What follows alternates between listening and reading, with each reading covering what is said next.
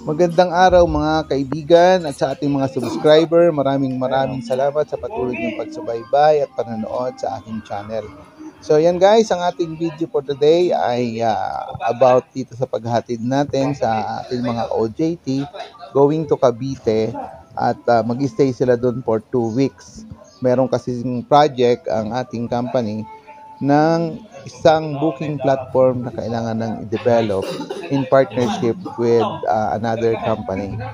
So guys, samahan nyo ko sa paghatid sa kanila. Leo, kain na, oh. At yan guys, bago sila umalis dito ay nag-almusal na muna sila ng tinapay at minom ng kape. At syempre yan si Victor, si Eman, si Spinks, si Kenneth. So yan guys, bago tayo pumuntang Cavite ay bumili muna tayo ng aircon filter para sa van kasi mahina yung kanyang aircon, so papalitan muna. Kasama pa rin natin dito si Kim at saka si Alan. Yan, at syempre ating coach, captain, walang iba kundi si Sir Bowie. So wala naman tayong nabili kasi walang stock. Kaya pagbalik namin dito sa Bugtong ay ayan, nagsasakay na yung ating mga OJT sa van. At lalarga na tayo. So yan guys, nagsimula na tayong bumiyahe patungong Cavite. At yan. So kita nyo sa mga mukha ang excitement ng mga OJT dito sa loob ng van. Seryoso. At syempre, nag-stop over muna tayo sa gasoline station dito sa may Malbar para magpa-gasolina. So natapos na tayo magpa-gasolina guys, kaya yan, nandito na tayo sa Start Tollway. Yan guys, hindi ko namamalayan, ako pala yung nakatulog, kaya pagkagising ko, nasa Carmona, Cavite na tayo. So yan. At tuloy-tuloy lang ang ating biyahe.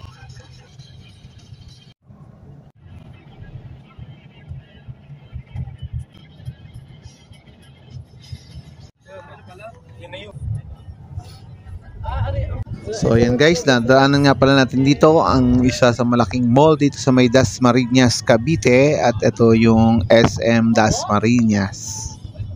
So ayan guys, ilang minuto na nga lamang nakarating na tayo sa General Trias, Cavite, at tinahak naman natin dito yung shortcut papunta dun sa bahay na titirhan ng ating mga OJT. At pagkalipas ulit ng ilang minuto, yan, narating na natin yung bahay na titirhan ng mga OJT. So yan, bumaba na nga sila ng van at pinasok na nila ang kanilang mga gamit dito sa loob ng bahay.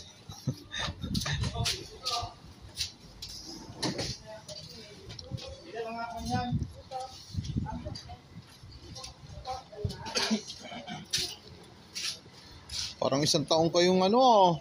At syempre, pasyal ko rin kayo dito sa loob ng bahay na kanilang titirhan. Yan. So malinis na yung loob ng bahay. So dalawang palapag nga pala ito guys.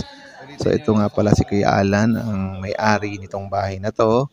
At ito yung banyo. Dalawang banyo nga pala to guys. Ito yung pangalawang banyo.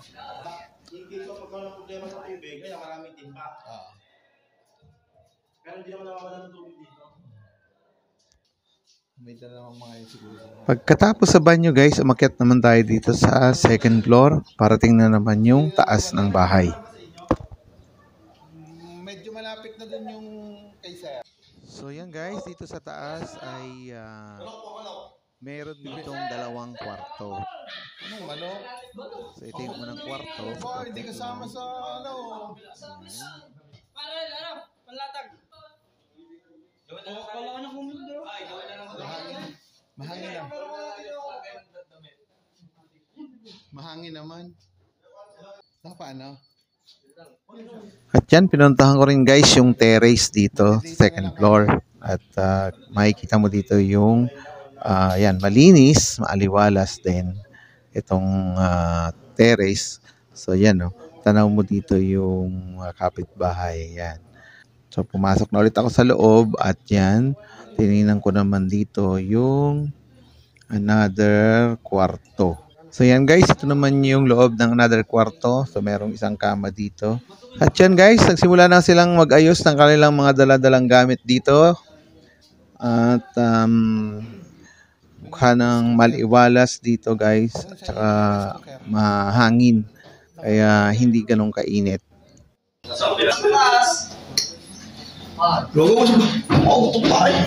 Parang sarap naman. Basta wag kayo magdumi. Kasi modem yun eh. Ang pumapatak 2.5. So, syempre, chinek ko rin yung tulo ng tubig dito kung may lakas ba. Yan, guys. Medyo malakas naman. Nakakaabot din sa may lababo. Meron din ditong tangke ng gasol na pwede nilang gamitin. At yung, so another gripo, chinek din natin kung may tulo. Yan, meron naman. So, ito yung, yan, yung CR. So, meron nga pala silang baon ditong isang tray na itlog, guys.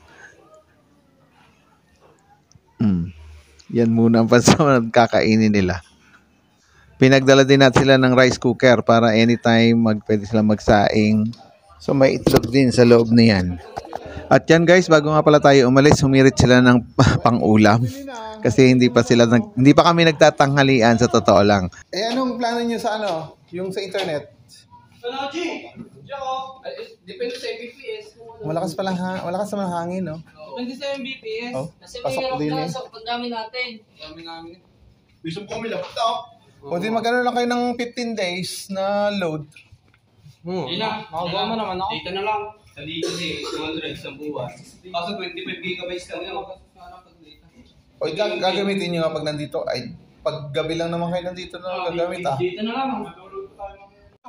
Sir! Ano muna, sir? Ingat kayo dyan. At yan guys, nagpaalam na nga tayo sa kanila. Kaya lang humirit sila ng pang-lunch, pang-ulam. Ingat ka. So ito, Message bumaba na tayo ng bahay. Pag-message pag may problema ha. Kahit nyo ako nilock. Bye-bye. So yan guys, palabas na rin tayo ng bahay. Oo. Humirit pa rin sila ng pang-ulam.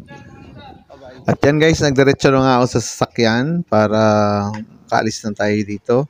So yan guys, bago tayo umalis dito ay ibinili ko pala muna sila ng chicken dito sa tapat kasi pinagtitinda dito ng fried chicken.